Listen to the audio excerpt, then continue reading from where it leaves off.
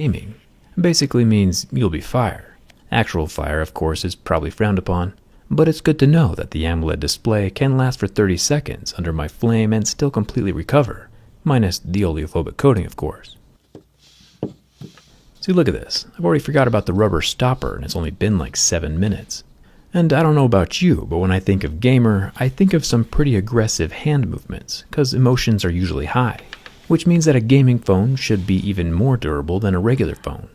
And keep in mind during this bin test that I'm not even using all of my fingers right now. Unfortunately, with the very first bend, we see some pretty major cracking along the antenna line near the bottom half of the phone, and that small crack, for some reason, has catastrophically affected the internal vibrator, which now sounds more like a hissing cat than anything else. With another bend from the front, we lose the entire screen. At that same weak point, that antenna line. The Victus glass in the front is still intact, it's just the display under the glass that has given up the ghost. 1 billion colors are gone in an instant. This, of course, is not an ideal situation. A phone without a screen is like a car without tires. Finally, we'll flip the phone around to the back and try one more time.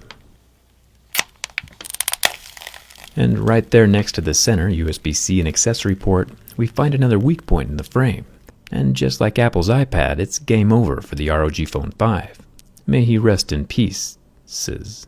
I've performed this same test on hundreds of phones over the last 6 years, and the vast majority of them survive, which makes it even more embarrassing for the phones who don't, especially when they cost this much. The LED lights on the back of the phone still work, but the rest of the phone does not.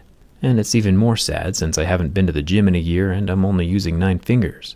ROG skipped number 4 because they were superstitious about death, but then number 5 died anyway, pretty painfully. It'll be interesting to take this guy apart and see why it failed from the inside. There's a good chance that that dual battery system messed with the structural integrity.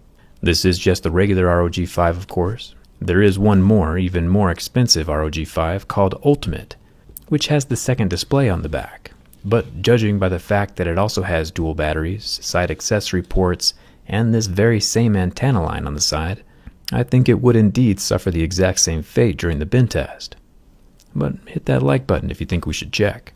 Remember, most smartphones don't hold their value all that well, so if you do want a good gaming phone, last year's ROG 3 still has 5G and almost the same specs, and is now half the price.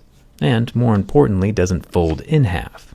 ROG has definitely made some winners in the past, just not this time around. The ROG Phone 5 officially fails my durability test.